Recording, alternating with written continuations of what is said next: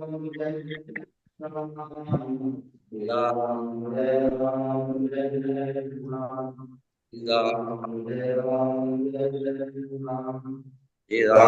जय राम जय जय राम।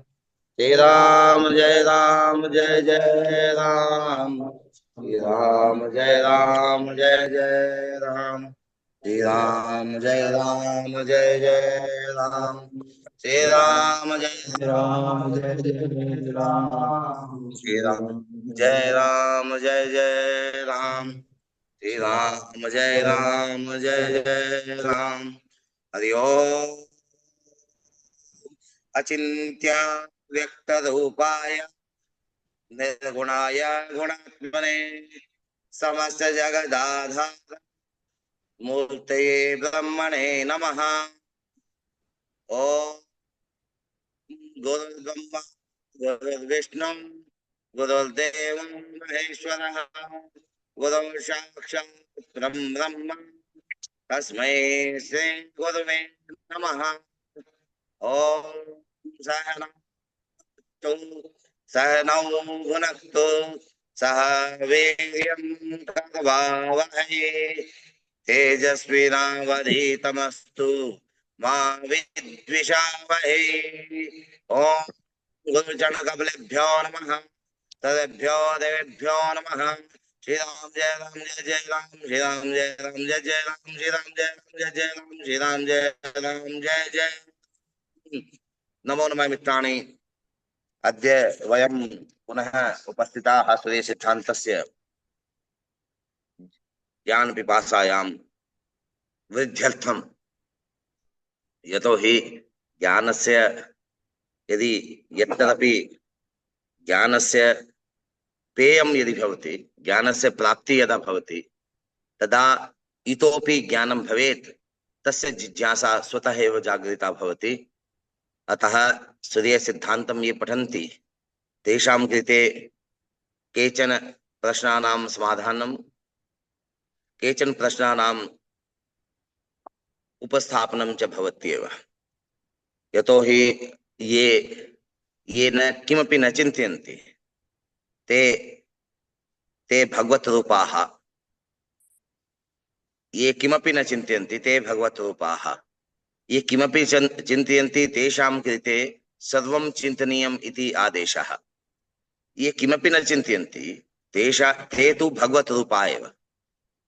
अस्मद् सदृशाः ये वर्तन्ते ते तु किञ्चित् किञ्चित् ज्ञानं प्राप्य अहङ्कारे इतस्ततः भ्रम्यमाणाः वर्तन्ते, परन्तु ये किमपि न जानन्ति ते सर्वं जानन्ति इति तत्र प्रायः व्यवहारे प्रचलति दृश्यते।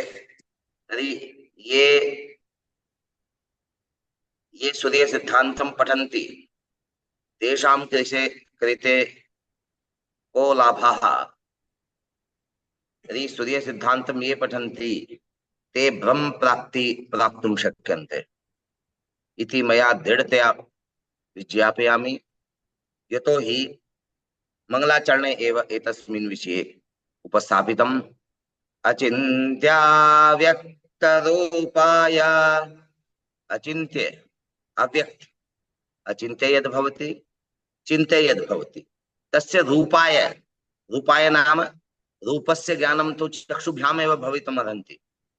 चक्षुभ्यां चक्षु इन्द्रिय द्वारा एव यस्य ज्ञानं भवितुमर्हन्ति तदेव भवति रूपम्। अतः अचिन्त्य रूपस्य ज्ञानं नाम अचिन्त्य यद् पदार्थ विशेष अस्ति तस्यापि प्रकाशनं भवति। अचिन्त्य यद् भवति तस्य विषये अपि चिन्तनं भवेत्। अव्यक्ते पदार्थाः सन्ति तेषां विषये अपि सम्यक् ज्ञानं भवेत्। यथा ये अमेरिका वासिनः वर्तन्ते तर्हि तेषां भूमि तु अस्माकं चक्षुभ्यां न भवति, तदपि तत्सम्बन्धि ज्ञानम् अस्माभिः क्रियते एव। एवमेव यस्य देशस्य, यस्य स्थानस्य, यस्य ग्रामस्य, यस्य नगरस्य स्थिति अस्माकं चक्षुभ्यां सम्मुखे नास्ति तद्विषयकं ज्ञानमपि अस्माभिः क्रियते। तेन किं तेन जायते यत् अव्यक्तस्य व्यक्तीकरणम् अचिन्त्यस्य चिन्तनीयम् तदेव भवति रूपम्। रूपम् अचिन्त्य व्यक्त रूपाय निर्गुणाय गुणात्मने। निर्गुणाय नाम निर्गुणाय किं भवति? निर्गुणाय भवति यत्र गुणं नास्ति। गुणं नाम सत्त्वरजस्तम एते त्रयः गुणाः भवन्ति। यदा सत्त्वगुणस्य वृद्धिः भवति तदा निद्रा कदापि न आगच्छन्ति। ये सत्त्वगुणहीनः वर्तन्ते तेषां कृते निद्रा अभावः। ते सर्वदा जागृतावस्थायां सन्ति। अहोरात्रे ते जागरयन्ति। ते सत्त्वगुणिनः। रजस्गुणिनः ये वर्तन्ते ये किमपि कर्तुम् इच्छन्ति। ये किमपि कर्तुं प्रभवन्ति, उत्सुकाः भवन्ति, किमपि कुर्वन्ति, किमपि करणीयम् इत्यस्य आयासः ये कुर्वन्ति तेषां कृते अपि रजस्गुणिनः। तमस्गुणिनः ये वर्तन्ते ते यथा सन्यासिनः कुर्वन्ति, ये सत्त्वगुणिनः कुर्वन्ति तेषां विपरीतं ये कुर्वन्ति ते भवन्ति तमस्गुणिनः। ये सर्वदा आनिद्रायां भवन्ति वा आलस्यं कृत्वा सर्वत्रैव आलस्य पूर्तिं निद्रायां भवेत् तद्विषये ते चिन्तयन्ति। यदि आलस भवति, तन्दा भवति, निद्रा भवन्ति तदा भय क्रोध दीर्घसूत्रता भवत्येव। यह दीर्घसूत्री वर्तते, अद्यस्य कार्य श्वः करिष्यामि, तत्र तमस्गुणः दृश्यते। तमस्गुणकारकः राहु केतु शनिश्च भवति। तर्हि ये राजसीय गुणयुक्ताः वर्तन्ते तत्र कारकः भवति सूर्ये भौमौ स्तः। ये सत्त्वगुणिनः वर्तन्ते तेषां कृते शुक्रः जीवश्च भवति। चन्द्रस्य स्थितिः त्रिस्थितिवशात् एव भवति। बुधस्य स्थितिः अपि योगेन भवति। अतः तत्र निर्गुणाय नाम एतेषां सत्त्वरजस्तमस् एतेषां गुणानां यत्र प्रभावः नास्ति। निर्गतः गुणः यस्मात् एते गुणाः निर्गताः। निर्गताः नाम ते ये एतेषां त्रयाणां गुणानां प्रभावेन प्रभाविता न भवन्ति। ये सत्त्वगुणिनः अपि वर्तन्ते, रजस्गुणिनः अपि वर्तन्ते, तामसगुणिनः अपि वर्तन्ते, परन्तु तेषां प्रभावः येषाम् उपरि न भवति। ते भवन्ति निर्गुणाः। अचिन्त्य व्यक्तरूपाय निर्गुणाय गुणात्मने। गुणात्मने नाम गुण यस्य आत्मा भवति। गुण तु अस्ति तस्मिन्। सत्त्वरजः अपि सत्त्वरजस्तमः एते त्रयः गुणाः तत्र भवन्त्येव, परन्तु ते प्रभाविता न भवन्ति। भगवान् श्रीकृष्ण भी एवमेव वदति। तर्हि स्वकर्मणि यथा लगतु तथा निष्काम भावेन लगतु। वस्तुतः प्राप्ति तो सकामस्य एव भवति, परन्तु भावः तत्र निष्काम भवेत्। यदि तत्र कामनायाः पूर्तेः यदि अवसरः अस्ति चेत् तत्तु भवत्येव।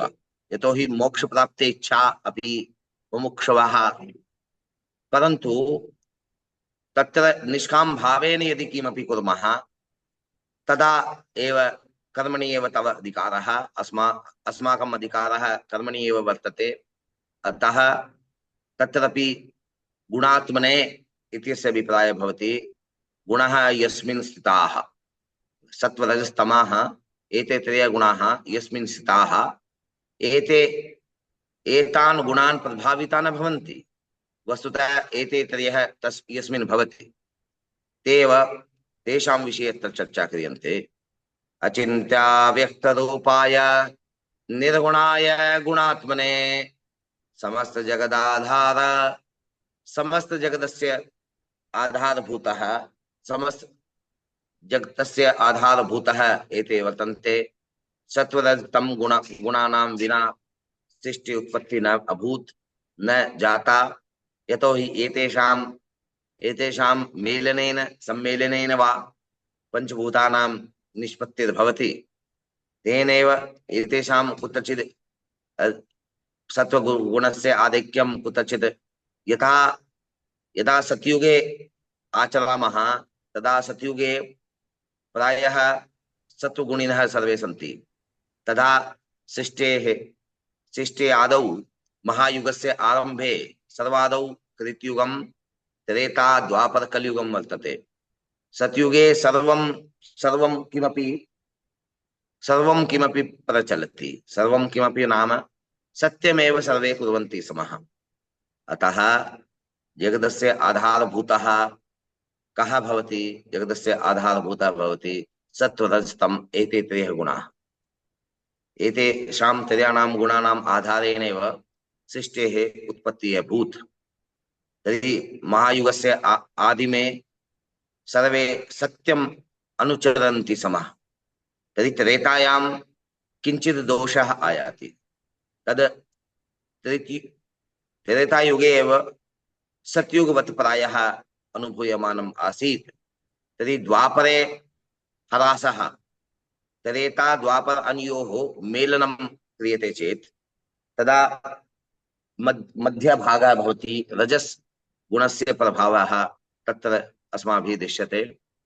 कलियुगे अस्माभिः प्रायः तमस् प्रभावः अधिकं भवति, परन्तु सर्वेषु तमस् प्रभावः भवति इति वक्तुं न शक्यते। यतोहि ये आदिनं सत्य किं नाम सत्यं तस्य कृते प्रयासं कुर्वन्ति, आदिनं तेषां विषये चिन्तयन्ति, तेषां कृते पृथक् व्यवस्था।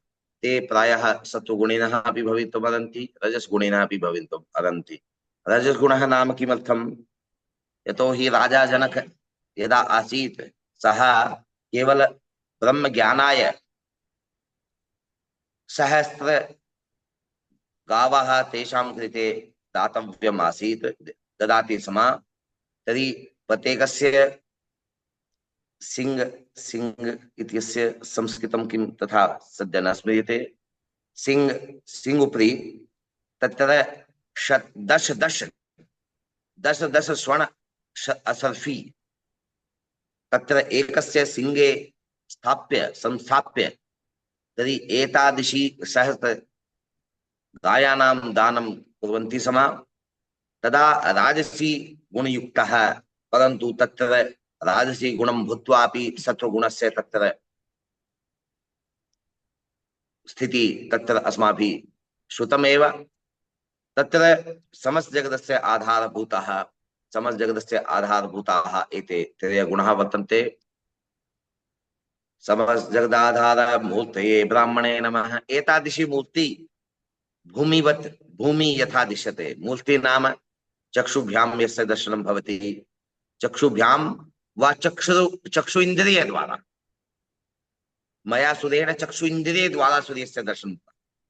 तो ही चक्षुभ्यां सूर्यस्य दर्शने, चक्षुभ्यां सूर्यस्य साक्षात् सम्मुखे उपविश्य ज्ञानं प्राप्तेः सामर्थ्यं मयासुरस्य अपि नासीत्। वस्तुतः मयासुरं महान असुर आसीत्, परन्तु तेषां सामर्थ्यं साक्षात् सूर्यस्य चक्षुभ्यां सम्मुखे उपविश्य पातुं तेषां सामर्थ्यं नासीत्। अतः तेषां मनसि ध्याने वा एव सूर्यस्य स्थितिः आगता। तेन किं भवति? चक्षुभ्यां येषां दर्शनम् अस्माभिः प्रायः क्रियते एव सूर्यस्य दर्शनमादिनं। सूर्योदयात् सूर्यास्तपर्यन्तं सूर्यस्य दर्शनं प्रायः भवत्येव। दक्षिणभारते तु भवत्येव। अधुना सत्यं प्रारभ्यते। यदा सत्यं प्रारभ्यते चेत् तदा अत्र कदाचित् उत्तरभारते 20 वा 40 दिवसेषु प्रायः सूर्यस्य दर्शनं सामान्यतया एव भवति। परन्तु यत्र कुत्रापि अत्रैव भवति अचिन्त्य अव्यक्त।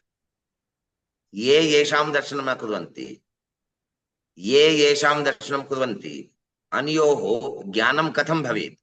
तद् तद् ज्ञानाय सूर्य सिद्धान्तं पठनीयम्। ये येषां ग्रहाणां स्थिति लग्नादारभ्य सप्तम भाव पर्यन्तं सन्ति। कथं? लग्न भावे, द्वादश भावे, एकादश भावे, दशम भावे, नवम भावे, अष्टम भावे, सप्तम भावे। एतेषु सप्त भावेषु यदि ग्रहाणां स्थितिः स्यात् तदा यदा जातकः जन्म अप्राप्नोत् तदा तस्मिन् समये ये ग्रहा लग्नादारभ्य सप्तम पर्यन्तं विपरीत क्रमेण नाम लग्न द्वादश एकादश एवमेव क्रमेण सप्तम यावत् ये भावाः सन्ति तेषु भावेषु यदि ये ग्रहाः सन्ति तेषां कृते जातकस्य उपरि साक्षात् प्रभावः भवत्येव, साक्षात् प्रभावः दृश्यते एव। यदा जातकस्य फलज्ञानाय अस्माभिः क्रमः अनुपाल्यते तदा तस्मिन् क्रमे अस्माभिः अनुभूयमानमस्ति लगन द्वितीय लगन द्वादश आदि क्रमशः सप्तम भाव पर्यन्तम् एते सप्त भावाः सन्ति। येषु भावेषु यदि ग्रहाः ये केऽपि सन्ति तेषां प्रभावः साक्षात् दृश्यते एव।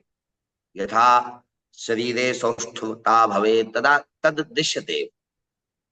परन्तु लग्नादारभ्य सप्तम पर्यन्तम् अदृश्य भागः, अचिन्त्य भागः, अव्यक्त भागः, लग्न द्वितीय तृतीय चतुर्थ पंचम षष्ठ सप्तम एते भावा अदृश्य भावा।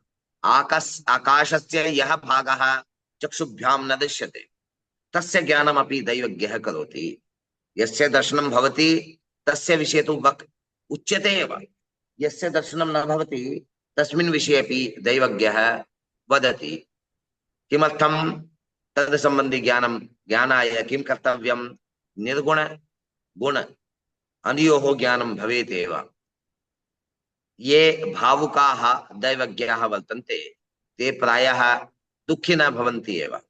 यतोहि अस्माकं पार्श्वे जातक दर्शनाय सुखिनः दुःखिनः अनयोः मध्ये प्रायः दुःखिनः अधिकाः एव आगच्छन्ति। यदि तेषां दुःखं मत्वा किमपि वक्तव्यं चेत् तदा अहिताय, तस्य अहिताय भवति। यस्य स्थितिः यथा दृश्यते तथैव वदनीयम् इति मया न उच्यते। वस्तुतः भद्रा नामक योगः, भद्रा शब्दस्य प्रयोगः भद्रा भवति यदा विष्टीकरणं भवति तदा तस्य अपरसंज्ञा भद्रा।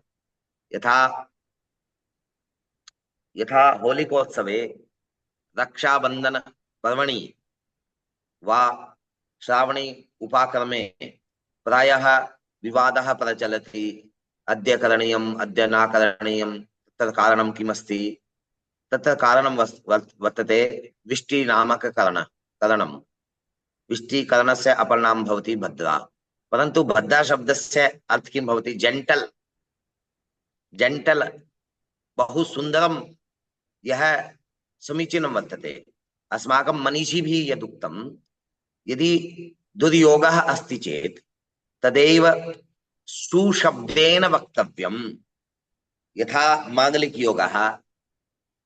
योगः नाम मंगलः भौमः यदि दक्षिण भारते लगन द्वितीये चतुर्थे सप्तम अष्टमे च यदि भौमस्य स्थितिः स्यात् तदैव भौम योगः, मंगल योगः, मांगलिक योगः वा तस्य नामकरणं दीयते। मंगलेन मांगलिकः इति अपि उच्यते। परन्तु उत्तर भारते द्वितीय भावे होमम् उपविश्य तथा नास्ति। अतः तत्र लग्न चतुर्थ सप्तम अष्टम द्वादश भावेषु यदि भौमः स्यात् तदेव अयं योगः तत्र व्यवहारे क्रियते। अयि भौमित्राणि, तत्र विशेष किम् अस्ति? तत्र विशेष अस्ति तस्य अपरनामानि अपि भवति भौमस्य। अंगारकः, ये किमपि किंचिदमेव ज्ञात्वा भीतिं संस्थाप्य धनम धनम स्वीकरणस्य इच्छायाः ये प्रयासं कुर्वन्ति तद् समीचीनं नास्ति। वस्तुतः स्वल्पं धनमेव स्वीकरोतु वा अधिकं स्वीकरोतु, परन्तु यद् सत्यम् अस्ति तस्य कृते एव धनं स्वीकरणीयं। परन्तु ये भीतिं संस्थाप्य अहो भवतः जलमांगे तु अंगारक योगः, यतोहि मांगलिक योगं विषये प्रायः जना सामान्य जागृति जायते एव, परन्तु अंगारक शब्दः प्रायः न श्रूयते। तदा अंगारक शब्दं संस्थाप्य एव धनं स्वीकरोमि, तद् अस्माकं लक्ष्यं न भवेत्। अतः किमर्थम् अचिन्त्याव्यक्तरूपाय निर्गुणाय गुणात्मने समस्तजगदाधार मूर्तये। मूर्तये नाम तर्हि येषां दर्शनं चक्षुभ्यां भवति, येषां दर्शनं चक्षु इन्द्रियद्वारा भवति। लगन द्वादश इत्यादि भावानां दर्शनं कदाचित् यदि रात्रौ जलं प्राप्नोत् तदा भवत्येव, परन्तु यदि दिने जलं भवति, यदि सूर्योदय काले एव जनं प्राप्नोति जातकः, तदा सूर्योदयात् सूर्यास्तं यावत् ये भावाः वर्तन्ते ते भावाः भवन्ति द्वादश, एकादश, दशम इत्यादि सप्तम पर्यन्तं ये भावाः वर्तन्ते, तेषु भावेषु यदि ग्रहाः सन्ति तेषां दर्शनं चक्षुभ्यां न भवति, परन्तु तेषां स्थितिः अस्ति एव, यतोहि सूर्यस्य प्रभावः अधिकः, तेनैव तेषां दर्शनं चक्षुभ्यां न भवति। तदपि तेषां विषये GPS द्वारा सॉफ्टवेयर इत्यादीनां प्रयोगं कृत्वा तेषां दर्शनं कर्तुं शक्नुमः। एवमेव लगन द्वितीय तृतीय सप्तम भाव पर्यन्तम् एवमेव क्रमेण ये ग्रहाः सन्ति तेषां दर्शनं कदापि न भवति। रात्रौ वा दिने वा सॉफ्टवेयर द्वारा GPS द्वारा एव तेषां दर्शनं भवितुमर्हति, परन्तु ते प्रभावं कुर्वन्ति। अत्र गुणात्मने निर्गुणात्मने इत्यस्य अभिप्रायम् उपस्थापयति। गुणात्मने निर्गुणात्मने, निर्गुणाय नमः। निर्गुणाय नाम निर्गतः गुणात्, गुणाः यस्मात्। अत्र गुणाः निर्गताः किमर्थं? यतो येषां दर्शनं चक्षुभ्यामपि न भवति, क्षितिजात् अधस्थले येषां स्थितिः अपि अस्ति, ते निर्गुणाः वर्तन्ते, परन्तु येषां स्थितिः क्रमशः लगन द्वादश इत्यादि भावेषु येषां स्थितिः वर्तते तेषां विषये GPS द्वारा तु दर्शनमस्ति एव, परन्तु चक्षुभ्यां तेषां दर्शनं न भवति। चक्षु इन्द्रिय द्वारा तु यत्किमपि अस्ति तस्य दर्शनं भवितुम् अर्हति। निर्गुणाय गुणात्मने समस्त जगदाधार मूर्तये ब्रह्मणे नमः। ब्रह्मणे नमः। येषां पार्श्वे एतद् अदिश्य दृश्य जगतस्य ज्ञानम्, अचिन्त्य चिन्त्य जगतस्य ज्ञानम्, अव्यक्त व्यक्तस्य ज्ञानम् येषां पार्श्वे अस्ति, निर्गुण गुण अनयोः ज्ञानम्, आधारभूत मूर्तेः ज्ञानं येषां पार्श्वे अस्ति ते ब्रह्मवेताः। एतस्मै ब्रह्मणे नमः। अत्र अयि भो मित्राणि, एतस्य सम्यक् ज्ञानाय किं सूर्यसिद्धान्तस्य अध्ययनम् अस्माभिः पठ्यते। अद्यतनीये चर्चायाम् एतस्य मङ्गलाचरणस्य पुनः उपस्थापनं किमर्थमस्ति? यतोहि ग्रहाः तु दृश्यन्ते एव, परन्तु शिखरोच्च मन्दोच्च पातादि स्थानं न दृश्यते। तेषां दर्शनं न भवति, येषां दर्शनं न भवति। वस्तुतः ग्रहाणां स्पष्टीकरणं तत्र कथं भवेत्? ग्रहाणां स्पष्टीकरणं कथं भवेत्? तेषां कृते शिखरोच्च मन्दोच्च नामक स्थानानां प्रयोगः कथं भवति तद् संबन्धित अत्र विशिष्टं किमपि उपस्थापनीयम्। एकं एकं सूत्रं मया बाल्यावस्थायाम् एका हास्यकणिका मया बाल्यावस्थायां श्रुतं। तद् हिन्दीभाषायाम् आदौ उपस्थापयामि, तदनन्तरं संस्कृते। तर्हि दूर से देखा,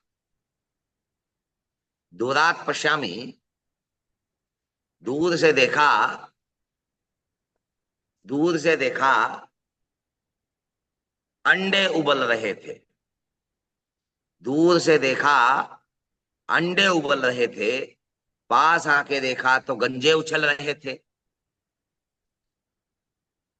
तर्हि दूरात् दूरात् दर्शनं कुर्मः, दूरात् दर्शनं क्रियते। किं ये पक्षिणः वा जीवस्य अंडजाः ये वर्तन्ते, तेषां कृते अंडाः ये वर्तन्ते, एग ये वर्तन्ते, ते कुर्दन्ति स्मः। कुर्दन्ति, अंडाः कुर्दन्ति इति दूरात् दर्शनेन ज्ञायते। परन्तु समीपे गत्वा यदि पश्यामः चेत् तदा किं दृश्यते? खलवाटः कुर्दन्ति, येषां शिरसि किमपि कोऽपि केशः नास्ति, ते कुर्दन्ति। तद्वदेव अत्र ग्रहाणां स्पष्टीकरण प्रक्रियाय। किमर्थं? यतो हि अत्र ये केऽपि संस्काराः अत्र उच्यन्ते, तेषां प्रयोगः कथं भवति तत्सम्बन्धी अत्र अनुपालनं भवति। दूरात्, दूरात् नाम मध्यमग्रहाणां साधनम् अस्माभिः कृतं। मध्यमग्रहाणां मध्यमाधिकारेण एवरेज गत्याः ग्रहाः कुत्र सन्ति, तस्मिन् राष्ट्रचन्द्रकलायां विकलायां तेषां स्थानम् अस्ति, तद्विषयं ज्ञानं तु अस्ति एव। परन्तु यत्र मध्यमग्रहाणां साधनम् अत्र अस्माभिः कृतं, तत्र ग्रहाः न सन्ति इति सामान्यनियमः। यथा दूरात् दर्शनेन अन्यत्रपि दर्शनेन। परन्तु दूरात् दर्शनेन यथा दृष्टं, किञ्चित् सन्निकषा गमनेन तस्य पृथक् स्थितिः भवितुमर्हति। यथा उच्चात् अग्रे षड्राशिषु यदि ग्रहः अस्ति, अर्थात् उच्चात् अग्रे नाम उच्च राश्यंश कला विकलात्मक मानम अत्र अस्माभिः कल्पते। मिथुन राशौ अष्टादश अंशे सूर्यः। मिथुन राशौ अष्टादश अंशे सूर्यस्य उच्चः। तदा कर्क राशौ अष्टादश अंशे अंशाभ्यन्तरं, सिंह राशौ अष्टादश अंश पर्यन्तम्, एवमेव सिंह राशौ अष्टादश अंश पर्यन्तम्, कन्या राशौ अष्टादश पर्यन्तम्, षडाशी अभ्यन्तरे अर्थात धनु राशौ अष्टादश अंश पर्यन्तम्, मिथुन राशौ अष्टादश अंशादारभ्य धनु राशौ अष्टादश पर्यन्तम् यदि ग्रह मध्यम ग्रह अस्ति चेत् तदा तदा किं क्रियते? तदा उच्चस्य प्रभावः भवत्येव। तदा षड्राशिभ्यन्तरे तस्य स्थितिः स्यात् ग्रहस्य, मध्यम ग्रहस्य। तदा प्रथम भावात् षष्ठ भावं यावत्। कुतः? लगन स्पष्टं यथा अस्ति तद्वतेव उच्च स्पष्टं स्वीकुर्मः। लगन स्पष्टं यथा अस्ति तद्वतेव लगन स्पष्टं वत् उच्च स्पष्टं उच्चं स्वीकुर्मः। मध्यम उच्च यदा अस्माभिः मध्यमाधिकारेण प्राप्तः, ततः षड्राशि अभ्यन्तरे ये केऽपि ग्रहाः सन्ति तेषाम् उपरि मन्दतायाः प्रभावः। ध्यानेन शृण्वन्तु मयि भवतानि। यतो हि प्रतिवित्तं द्विधा, मन प्रतिवित्तं शीघ्र प्रतिवित्तम् इति मया घोषितं बोधितं, परन्तु वृत्तद्वयं नास्ति इति मया कल्पितं। वस्तुतः शास्त्रे तथा प्राप्यते न वा तद्विषये तु अग्रे चिन्तयामः एव, द्रक्ष्यामः एव। परन्तु मम चिन्तनं किमस्ति एतस्मिन् विषये, मम अनुभवः, मम किमपि यद् प्राप्तम् एतस्मिन् विषये तद् उपस्थापयामि। तत्र यतोहि विक्षेपशरयोः मध्ये कुत्रचित् अन्तरं मया न दृष्टं, परन्तु मया बहु प्रयासेन प्राप्तं, भगवता सूर्येण प्रदत्तम् इति मया कल्प्यते। यतोहि विक्षेपः क्रान्तिवित्तात् यथा दक्षिणम् अन्तरं भवति ग्रहस्य तावदेव विक्षेपः, परन्तु शरः नाम क्रान्तिवित्तीयग्रहस्य केन्द्रं, विमण्डलवृत्तीय ग्रहस्य केन्द्रं, द्वयोः ग्रहयोः केन्द्रयोः अन्तरं नाम शरः, परन्तु विक्षेपः नाम क्रान्तिवित्तात् यावत् दक्षिणोत्तरान्तरे ग्रहस्थानं भवति तावदेव भवति विक्षेपः। अनयोः अन्तरं मया अनुभवेन प्राप्तम्। अत्रापि अनुभवद्वारा किमपि मया यद् स्वीकृतं, यद् चिन्तितं, वस्तुतः तद् अनुभवः समीचीनम् अस्ति न वा तस्य कृते तु अनुभवेनैव, यतोहि वराहमिहिर तस्य जन्मस्थलीम् उपविश्य एतस्य घोषणां करोमि, तेषां वचनमेव उपस्थापयामि। व्यक्ति प्रत्यक्षपरीक्षणैः ये केऽपि विषयाः वर्तन्ते येषां ज्ञानम् अस्माकं कृते अपेक्षितं, तेषां सर्वेषां ज्ञानं ग्रन्थेषु वा आचार्येषु प्राप्य तेषां प्रासंगिकता दर्शनीया। ये विषयाः ग्रन्थे लिख्यन्ते वा प्राप्यन्ते, येषां टीका प्राप्यन्ते, येषां व्याख्यानं गुरुभिः प्राप्तं, तत्र तेषां परीक्षा कर्तव्या। परीक्षा कथं कर्तव्या? वराहमिहिरेण साक्षात् उच्यते एतस्मिन् विषये व्यक्ति प्रत्यक्षपरीक्षणैः। प्रत्यक्षपरीक्षणैः एव तस्य ज्ञानं भवति। यथा ताऊजी तेषां कृते थियरी ऑफ रिलेटिविटी, ताऊजी वाला फॉर्मूला ऑफ ताऊजी, तेषां सूत्रं यद् वर्तते, मया सह यदि कापि गम्यते चेत् तदा तदैव अहं स्वीकरोमि, तद्वत् एव आचरणीयं। परन्तु सर्वत्र तथा नास्ति। ये सिद्धा वर्तन्ते बहु प्रयासेन ये किमपि प्राप्नुवन्ति, तेषाम् उपरि विश्वासं भवेत् इति अस्माकं मनीषिभिः प्रायः उक्तमेव। यतोहि चाणक्य एतस्मिन् विषये वदति, यदि स्वस्य अनुभवेन यदि प्राप्यते, स्वस्य अनुभवेन एव प्राप्तिं कुर्मः, यदि भवतः इति लक्ष्यम् अस्ति, तदा जीवनं तु किञ्चित् वर्षाणि कृते एव प्राप्तं, तदा न्यूनमेव भवति। परन्तु अन्येषाम् अनुभवानाम् आधारेण एव किमपि ज्ञानं भवेत् इति तेषां लक्ष्यम् आसीत्। अतः परन्तु समेषाम् अनुभवानां ज्ञानं तथा अस्ति, तद् सर्वादौ शास्त्रस्य आत्मायां के गच्छन्ति तेषां ज्ञानं भवेत्। तदनन्तरं तेषां यद् किमपि उक्तं तद् अस्माभिः अनुपाल्यते।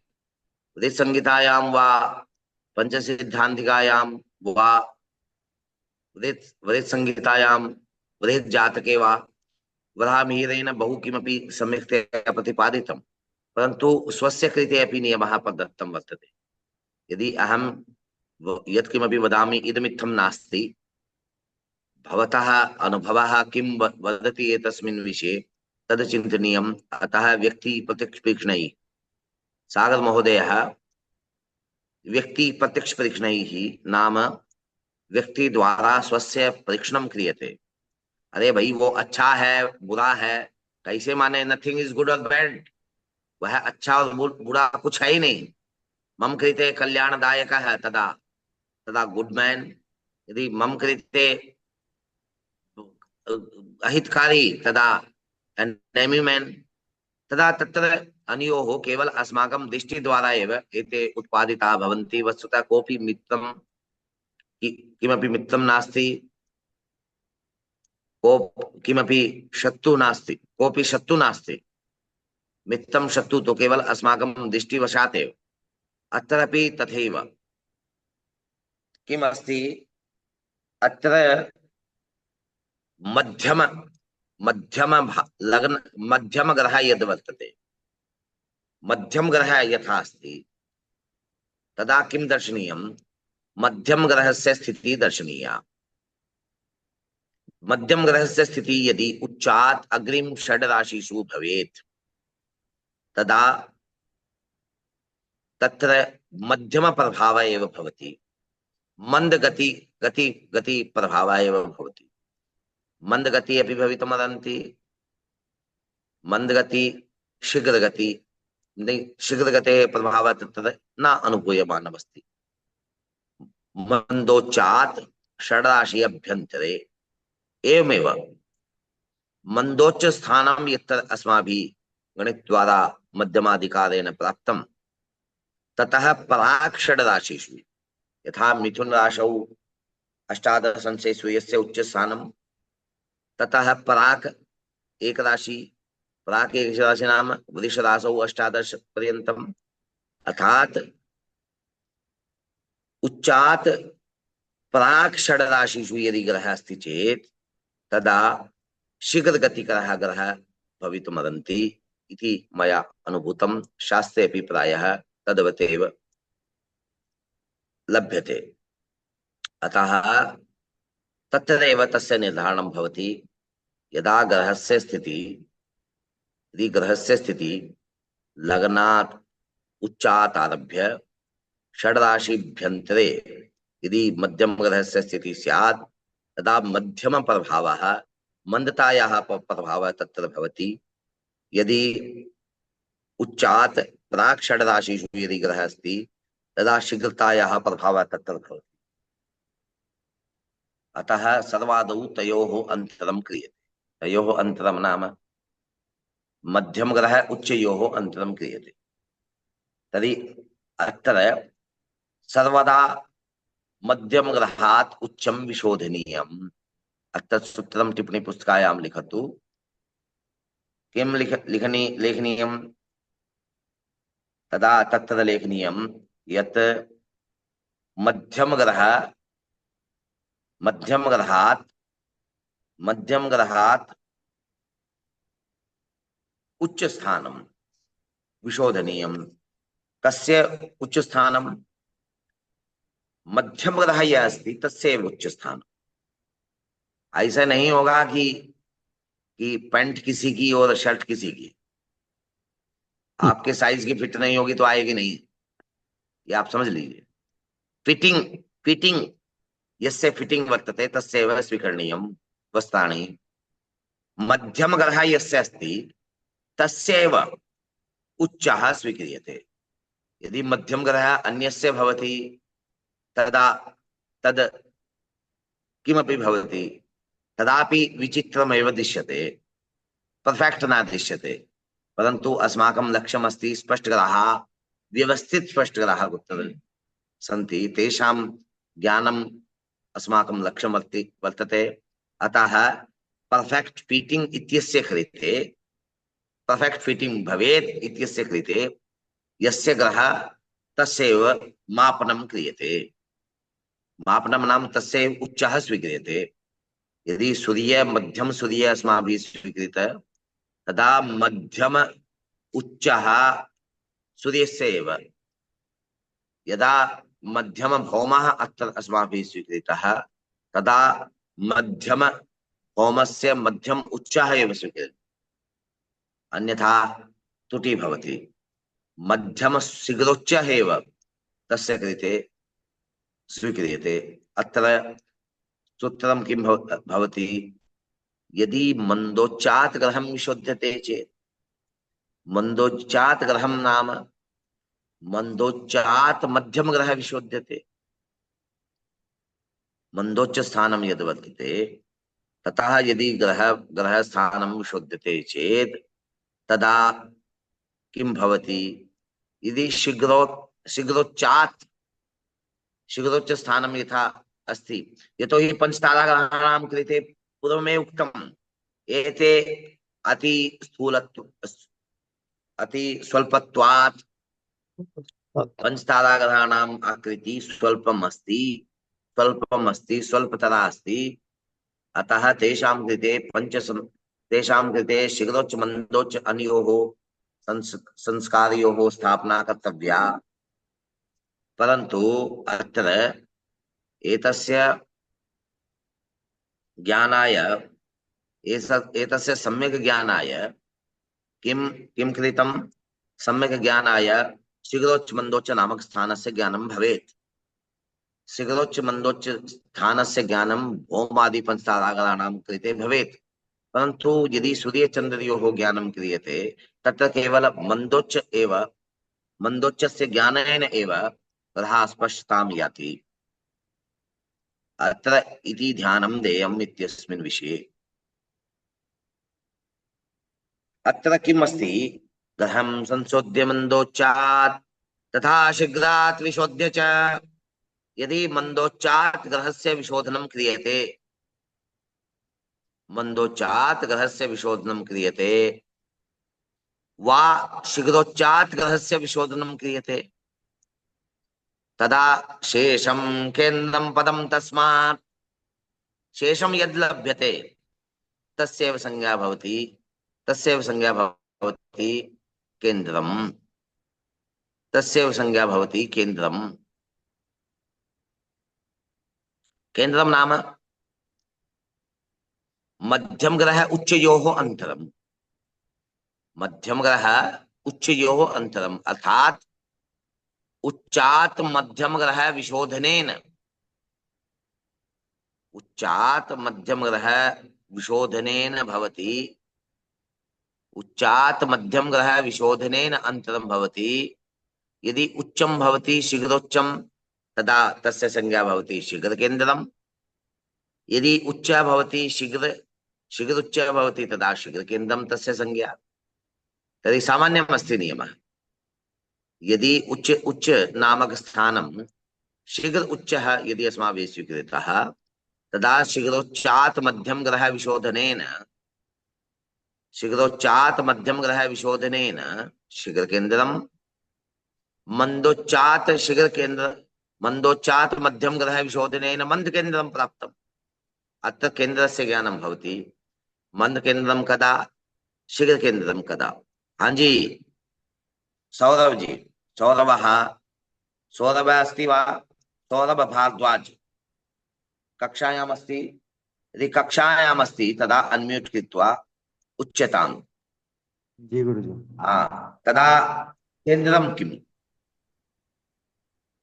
कस्मात् कस्य विशोधनं क्रियते?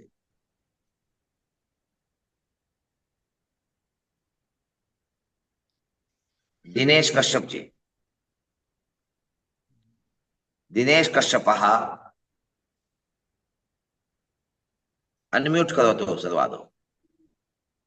अरे अरे अनन्यरोदनं करोमि वा?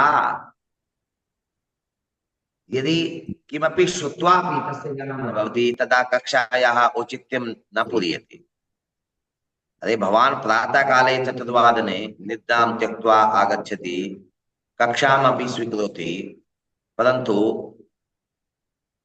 यत्किमपि जल्पनमस्ति वा अरण्यरोदनमस्ति तद्वतेव आचरयति चेत् तदा कक्षायाः औचित्यं न पूर्यते मित्राणि।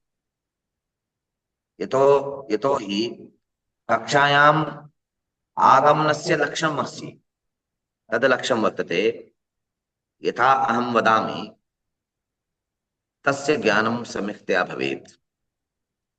यथा अहं किमपि बहुवारम् अनेनैव मया बहुवारं वदामि, यथा सपाद 1 होरात्मक काले यथा मया उच्यते तद् तु केवल 5-10 निमेषाणां कृते, परन्तु 5 वारं श्रवणेन तस्य तस्य ज्ञानस्य सटीकता मनसि भवेत् इति धिया एव तस्य विषये पुनः पुनः पुनः पुण्येन तस्मिन् विषये चर्चा क्रियते। अतः पुनः एकवारं शृण्वन्तु। गृहस्य मध्यम उच्च साधनम् अत्र कृतं। मध्यमा स्थिति गणित द्वारा अस्माभिः प्राप्ता। गृहस्य मध्यमा स्थिति आहर्गण द्वारा अस्माभिः प्राप्तम्। गृहस्य मंदोच्च नामक स्थानमपि अस्माभिः प्राप्तम्। शीघ्रोच्च नामक स्थानमपि अस्माभिः प्राप्तम्। पात नामक स्थानमपि अस्माभिः प्राप्तं गणित द्वारा। यदा शीघ्रोच्च नामक स्थानं प्राप्तं, मंदोच्च नामक स्थानं प्राप्तं, पात नामक स्थानं प्राप्तं, मध्यम ग्रह नामक स्थानं प्राप्तं, तदा अग्रे गणना कर्तव्या। स्पष्टाधिकाराय स्पष्टग्रहाणां कृते व्यवस्था अग्रे करणीया। तदा सर्वादौ किं क्रियते? सर्वादौ मंदोच्चात् मंदोच्च स्थानं यत्र अस्माभिः मध्यमाधिकारेण प्राप्तं। यथा सूर्यस्य मिथुन राशौ 18 अंश है। अरे भाई, सूर्य का 18 अंश पे उच्च है। सिद्धांत का यही है। एक बार परीक्षायां प्रश्नोऽयं समुदेति स्म। यदा अहं 2007 मध्ये प्रायः जून मासे प्रश्नोऽयं समुदेति स्मः, तत्र परीक्षायाम् आगतं। तर्हि सूर्यस्य उच्चः कुत्र? तत्र सिंहराशि अपि लिखितः, तुला राशि अपि लिखितः, कन्या राशि अपि लिखितः, मिथुन राशि अपि लिखितः। तर्हि उच्च भवति फलिते मेष राशौ 10 अंशे, परन्तु मेष राशि तत्र नासीत्। तदा मम कक्षां दत्वा यदि बहिः आगत्य मम मित्रेण सह वार्ता जाता, तर्हि मया पृष्टं, तर्हि तस्य प्रश्नस्य समाधानं किं दत्तं? तो सः वदति स्म, विवेक शर्मा, हिमाचल प्रदेशीयः मम मित्रं वर्तते। तर्हि सः उक्तवान् कि अहं तो सिंह राशि टिक् कृतवान्। सिंह राशि इत्यस्य गोलं रक्तितं। मया पृष्टं किमर्थं सिंह राशि? यतोहि सः वदति स्म, तर्हि मेषराशौ सूर्यस्य उच्चः भवति 10 अंशे, परन्तु मेषराशि तु तत्र नासीत्। तेन अस्माभिः ज्ञायते यत् प्रश्नः अशुद्धं, प्रश्नोऽयम् अशुद्धं। परन्तु यदि अंकः न लभ्यते चेत् तस्य सा प्रक्रिया तु वृथा वर्तते। अतः तावत्पर्यन्तं सिंह राशि एव चिन्तनीयं। सिंह राशौ एव सर्वाधिकं फलं ददाति।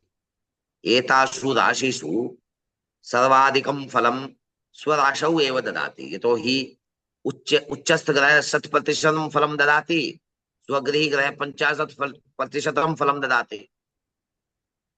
तदा सर्वाधिक फलम् एतासु राशिषु तु केवल सिंह राशौ एव ददाति। तस्य चिन्तनं समीचीनम् आसीत्, परन्तु मया उक्तम्, अरे किमर्थं मिथुन राशि न भवति भो? मिथुन राशि किमर्थं भवितुं नार्हति? तो मिथुन राशौ एव सूर्यस्य 18 अंशे। गुरुभिः उक्तं मया श्रुतं, गुरुभिः उक्तं मया श्रुतं। तेनैव मम कृते अंकमेकं प्राप्तं। विश्वविद्यालय अनुदान आयोगेन या परीक्षा कृता, तस्यां सफलता प्राप्तं। तत्र कारणं गुरुभिः यद् किमपि उक्तं, यदि तस्य चिन्तनं, श्रवणं, निधिध्यासनं न क्रियते, तदा अरण्यरोदनमेव। गुरुभिः यद् वचनम् अस्ति तद् अरण्यरोदनमेव। अरे भाई, जंगल में कुछ सुन रहे हो क्या? यदि आप कुछ सुन नहीं रहे तो फिर बैठने का मतलब ही क्या रहता है? सुबह 4 बजे उठते हैं, तब तो जंगल में कुछ बोल रहे हैं, यही मतलब हुआ। जब अतः ध्यानेन श्रोतव्यं, ध्यानेन चिन्तनीयं, ध्यानेन निधिध्यासनीयम। अरे उसको सुनिए क्या कह रहे हैं, 4 बार 5 बार कह रहे हैं, पुनः पुण्येन आवृत्ति भवति। अब यहाँ निद्रा लेंगे तो क्या मतलब है उस चीज का? सागर जी सौरभ जी ऐसे ही बैठे हैं, कोई मतलब नहीं है इस बात का। अतः कक्षायाम उपविश्य सर्वादौ मेरुदंड एवं भवेत, एवं भवेत मेरुदंड। क्या मजाल बुड्ढों की तरह बैठे हैं, देखिए उनको गुरु जी को। रवि रावा रामा रा, रा, रवि वामा राजन आचार्याः कथम कथम तिष्ठन्ति पश्यन्तु, मुखे अपि कथम भावः।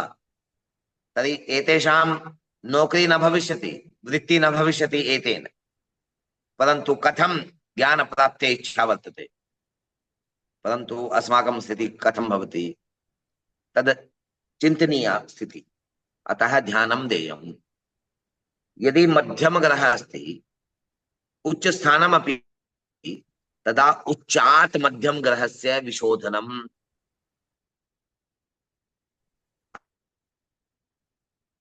उच्च माइनस मध्यम, तदा किं भवति? अत्र मंदोच्च स्वीकृतः, मंदोच्च स्वीकृतः तदा मंद केंद्रं प्राप्यते। मंदोच्च नामक मध्यम ग्रह इज इक्वल टू मंद केंद्रम, शीघ्रोच्च माइनस मध्यम ग्रह इज इक्वल टू शीघ्र केंद्रम। मंदोच्च माइनस मध्यम ग्रह मंद केंद्रम, शीघ्रोच्च माइनस मध्यम ग्रह शीघ्र केंद्रम। सागर जी मया किम उक्तम उच्यता? अनम्यूट करो तो सर्वादो। हाँ,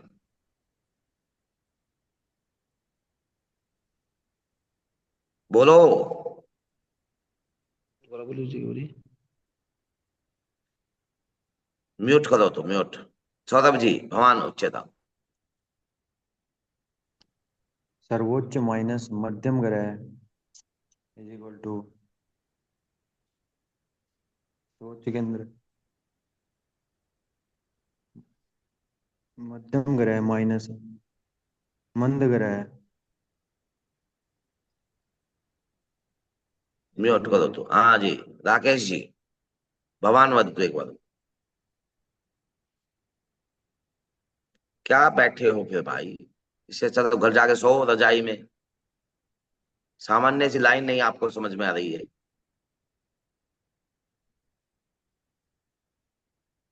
मंदोच में मध्यम ग्रह घटा दिया तो मंद के अंदर आ गया, शीघ्रोच में मध्यम ग्रह घटा दिया तो मंद शीघ्र के अंदर आ गया। उसमें क्या सोचने वाली बात? तो सुन क्या रहे हो समझ में नहीं आ रहा।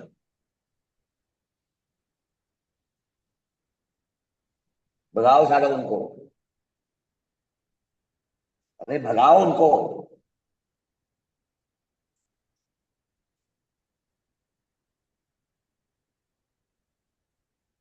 मंदोच्चात मध्यम ग्रह यदि विशोध्यते तदा मंद केंद्रम, शीघ्रोच्चात यदि रोचात शीघ्र शीघ्रोच्चात मध्यम ग्रह मध्य विशोध्यते चेत तदा शीघ्र केंद्रम।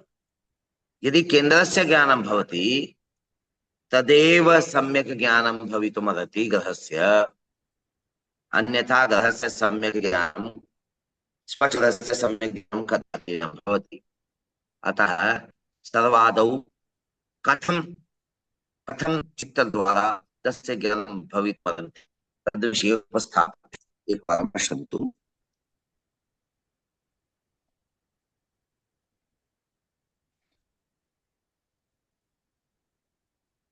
एतत् चित्रं दृश्यते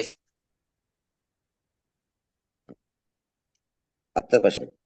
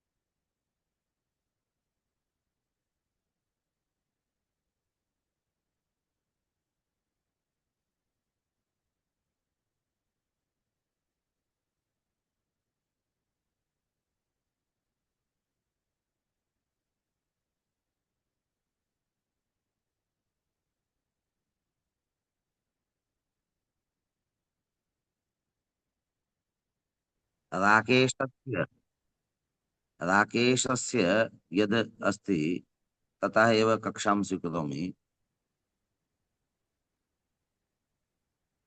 अयि भो मित्राणि, तत्र किम् उच्चस्य ज्ञानं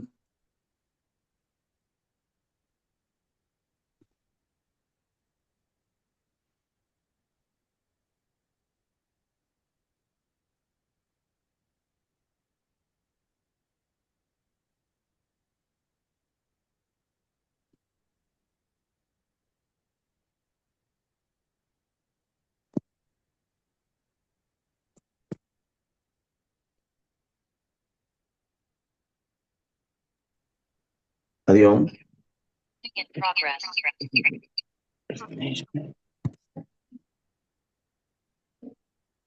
हरि ओम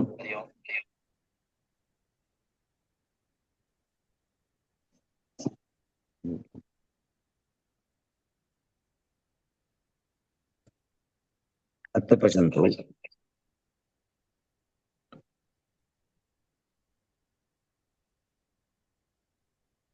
अत्र चित्रे यदि यदि मध्यमगर्हात् वा उच्चात् अग्रिम षड्राशिभ्यन्तरे इत्युक्ते किम्? उच्चात् त्रिराशितः षड्राशि पर्यन्तम् अन्तरमस्ति। अर्थात् किमस्ति?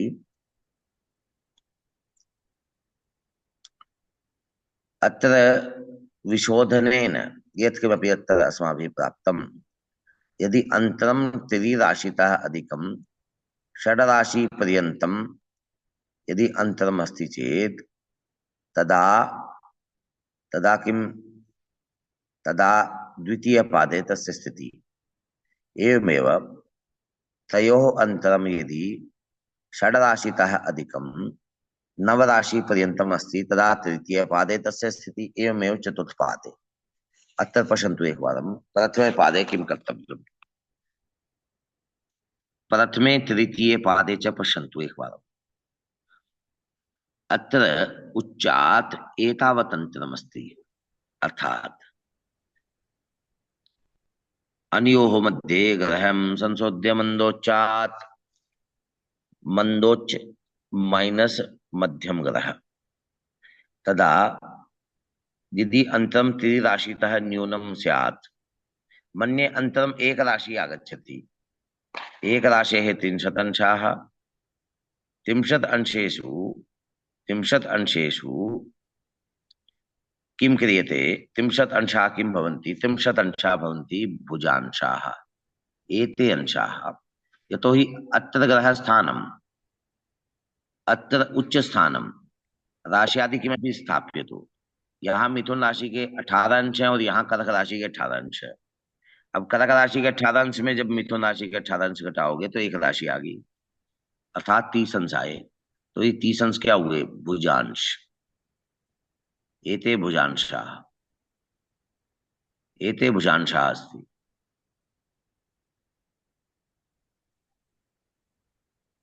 अत्र भुजांशानां ये एति एषा जा, जायाः परिभाषा का? कश्चन वृत्तस्य, कश्चन वृत्त अत्र अस्ति, कश्चन वृत्तचापस्य एतद् चाप अस्ति, एषः चापः अस्ति। कश्चन वृत्तचापस्य एक प्रान्तात् एक प्रान्तम् अत्र अस्ति, द्वितीय प्रान्तः अत्र अस्ति। पुनः एकवारं पश्यन्तु। कश्चन वृत्तम् अस्ति, एतद् वृत्तम् अस्ति एव। कश्चन वृत्तस्य चापस्य, एक चापस्य चापः एतावत् अस्ति। एक प्रान्तात् एक प्रान्तम् अत्र अस्ति, द्वितीय प्रान्तः अत्र अस्ति। द्वितीय प्रान्तात् तु केन्द्रगामिनी रेखा आगता, व्यासरेखा है। तदा इतः किम्? इतः एतावत् लम्बः क्रियते। अर्थात् वृत्तस्य नाम एतद् वृत्तस्य एक चापस्य चापः एतावत् भवति, एतावत् चापः भवति। चापस्य एक प्रान्तमत्र इतः स्वीकृतः। केन्द्रगामिनी रेखायां, केन्द्रगामिनी रेखा एषा वर्तते, कृतो यो लम्बः, अत्र लम्बः दीयते, तदा स लम्बः एतस्य चापस्य ज्या भवति, एतद् ज्या भवति, एतद् चापः एतद् ज्या भवति, एषः चापः एषा ज्या, तदा अनयोः चापज्यायोः अन्तरम् अनेन ज्ञायते। पुनः एकवारम्, एतद् भवति, एषा भवति चापः, चापः भवति, चापस्य एषा भवति ज्या। ज्या किमर्थम्? एक प्रान्तात् अपर प्रान्तं यावत्, अपर प्रान्तम् उपरि अस्ति, अत्र पश्यन्तु, अपर प्रान्तं यावत्, अपर प्रान्तं पर्यन्तं गता रेखा। केन्द्रगामिनी रेखायां, केन्द्रगामिनी रेखा एषा वर्तते, यतोहि केन्द्रात् एषा रेखा गच्छति। वृत्तस्य वृत्तस्य एक चापस्य एक प्रान्तात् केन्द्रगामिनी रेखायां कृतो यो लम्बः सः तस्य चापस्य ज्या भवति। अतः अत्र अनेन भुजज्यायाः ज्ञानं क्रियते। एवमेव इतः आरभ्य एतावत् पर्यन्तमपि चापः, एषः चापः यः अस्ति तस्य ज्या किमर्थम्? एक प्रान्तमत्र अपर प्रान्तात्, अपर प्रान्तात् केन्द्रगामिनी रेखा कृता, तर्हि एक प्रान्तात् अत्र लम्बः कृतः, तदा एषः लम्बः अत्र भुजज्या लिखितः, यतोहि भुजांशानां ज्या भुजज्या। एषः कोट्यंशः, कोट्यंशानां ज्या कोज्या इति प्रथमपादे। द्वितीयपादे अपि पश्यन्तु, यदि अन्तरं षड्राशितः अधिकः, षड्राशि तदा प्रथमे द्वितीयपादे, परन्तु अन्तरं यदि ग्रहस्थानम् अत्र अस्ति इति मन्ये, अत्र ग्रहस्थानम् अस्ति इत्यस्य अभिप्रायः किम्? ग्रह उच्चयोः अन्तरं षड्राशितः अधिकः, नवराशितः न्यूनं स्यात्, अनयोः मध्ये अस्ति। षड्राशि इतः आरभ्यते, नवराशि अत्र अस्ति, अनयोः तदा कथं गणना कर्तव्या? तदा पश्यन्तु ध्यानेन, अत्र यदि ग्रहस्थानम् अत्र अस्ति, तदा अनयोः अन्तरम् एतावत् किमर्थम्? यतोहि षड्राशि विशोध्यते, यतोहि अस्मिन् भागे नास्ति, प्रथम द्वितीय भागे नास्ति, अतः षड्राशि विशोध्यन्ते। मन्दोच्चात् ग्रहस्थानं विशोध्य यदमानमस्ति, यदि तदमानं षड्राशितः अधिकः, नवराशितः न्यूनं स्यात्, तदा नवराशि माइनस मध्यम ग्रह, तदा यद फलं भवति तद फलं भवति इतः आरभ्य एतावत् पर्यन्तम्। तदा एतस्य संज्ञा भवति चापः, चापस्य ज्या, पुनः एक प्रान्तात् केन्द्रगामिनी रेखायां कृतो यो लम्बः, एतद् भवति ज्या। एतावत् भवति भुजांशानां ज्या भुजज्या। एवमेव यदि एतावत् अन्तरम् अस्ति चेत्, यदि एते भुजांशाः, तदा एते कोट्यंशाः, यदि एते कोट्यंशाः, एते भुजांशाः। अत्र ध्यानेन पश्यन्तु एकवारं, प्रथम पादे गतांशाः, एते गतांशाः भवन्ति, गतांश।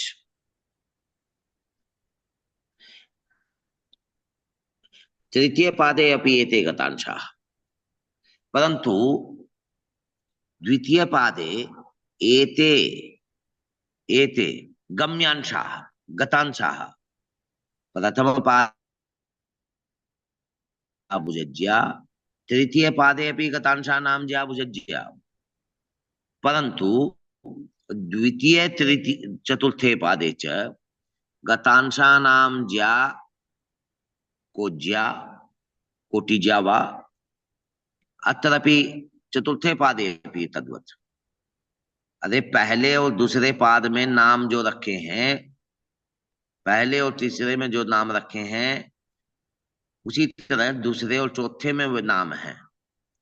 पहले का जो नाम है वो गतांशों की ज्या को बुझज्या, और गम्यांश होते हैं जो बीतने हैं। ये ये भुक्ता ते गतांशाः, ये भोग ये ये अग्रिमे भोग्याः ते भोग्यांशाः, भोग्यांशा ये भवन्ति ते प्रथमे पादे कोट्यंशाः, कोट्यंशानां ज्या कोज्या, प्रथमे पादे भुजांशानां ज्या भुजज्या, एवमेव द्वितीय पादे गतांशानां ज्या गतांशानां ज्या कोटिज्या, गम्यांशानां ज्या भुजज्या, एवमेव तृतीय पादे यथा प्रथम पादे गतांशानां ज्या भुजज्या, तृतीय पादे अपि गतांशानां ज्या भुजज्या, गम्यांशानां ज्या कोज्या, प्रथम पादे अपि गम्यांशानां ज्या कोज्या, तृतीय पादे अपि गम्यांशानां ज्या कोज्या, एवमेव द्वितीय चतुर्थे पादे च समानौ भवतः। गम्यांशानां गतांशानां ज्या कोटिज्या, गम्यांशानां ज्या भुजज्या। अनेनैव प्रकारेण गतांश भुजांशयोः आधारेण भुजज्यायाः कोटिज्यायाः ज्ञानम् अस्माभिः क्रियते। तेनैव अत्र श्लोक संख्या 39 तमे श्लोके कथं संशोध्य मंदोच्चात् तथा शीघ्रात् विशोध्य च केन्दं पदं शेषं केन्दं पदं तस्मात् भुजज्या कोटिरेव च।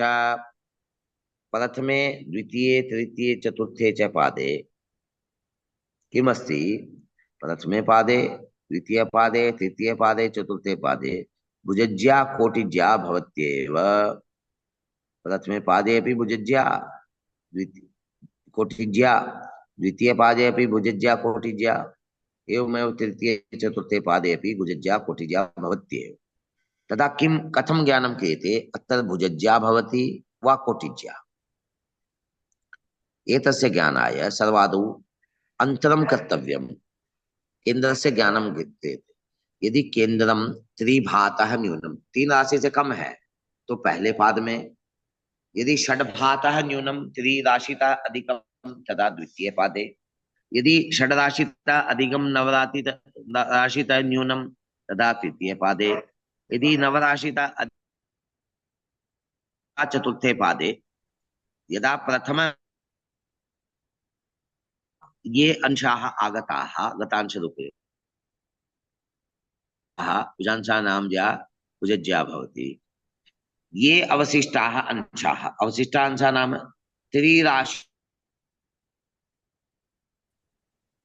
त्रिराशिषु गतांशा विशोधनेन भवति गम्यांशाः कोट्यंशाः, कोट्यंशानां ज्या कोटिज्या। एवमेव द्वितीय पादे द्वितीय यदि अंतरम मध्यम ग्रह उच्चयोः अंतरम त्रिराशितः अधिकम षड्राशितः न्यूनम स्यात् तदा किं क्रियते? तदा तस्मात् मानात् त्रिराशि विशोधनेन भवति कोट्यंशाः। प्रथम पादे गतांशाः भुजज्या, द्वितीय पादे गतांशाः कोटिज्या कोट्यंशाः, एवमेव तृतीय पादे गतांशाः भवन्ति भुजांशाः, ये गम्यांशाः भवन्ति ते कोटिज्या। एवमेव यथा द्वितीय पादे तद्वदेव तृतीय पादे। एतस्य चित्रं गणितं कृत्वा अपि प्रेषयामि समूहे, चिन्ता मास्तु। यदि कुत्रचित् प्रश्नः अस्ति चेत् एतत् सम्बन्धी गतात् भुजज्या विस्मे पादे, विस्मे पादे नाम प्रथमे द्वितीये च पादे ये गतांशाः भवन्ति तेषां ज्या भुजज्या गम्यात् कोटिपदे भवेत्। गम्यात्, गम्यात् नाम ये गम्यांशाः भवन्ति तेषां ज्या कोटिज्या भवति इति द्वितीये चतुर्थे च पादे। युग्मे तु क्षमामि गता विस्मे पादे गतांश भुजज्या भवति, गम्यांश कोटिज्या भवति प्रथमे तृतीये च पादे।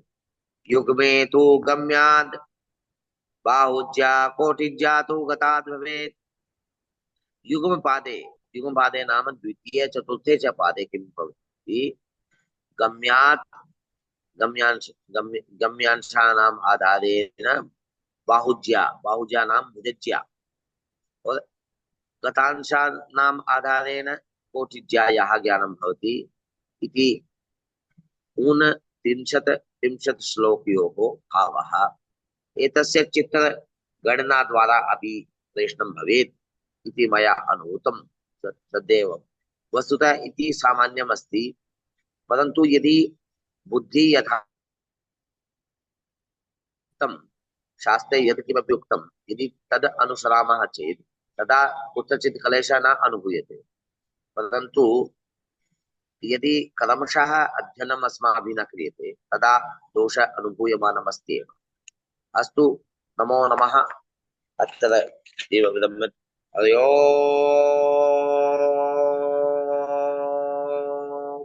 सहना भवतु सहनौ भुनक्तु सह वीर्यं करवावहै तेजस्विनावधीतमस्तु मा विद्विषावहै। ओम पूर्णमदः पूर्णमिदं पूर्णात् पूर्णमुदच्यते पूर्णस्य पूर्णमादाय पूर्णमेवावशिष्यते। ओम शांति शांति शांति। सर्वेभ्यो नमो नमः। श्वः मिलामि।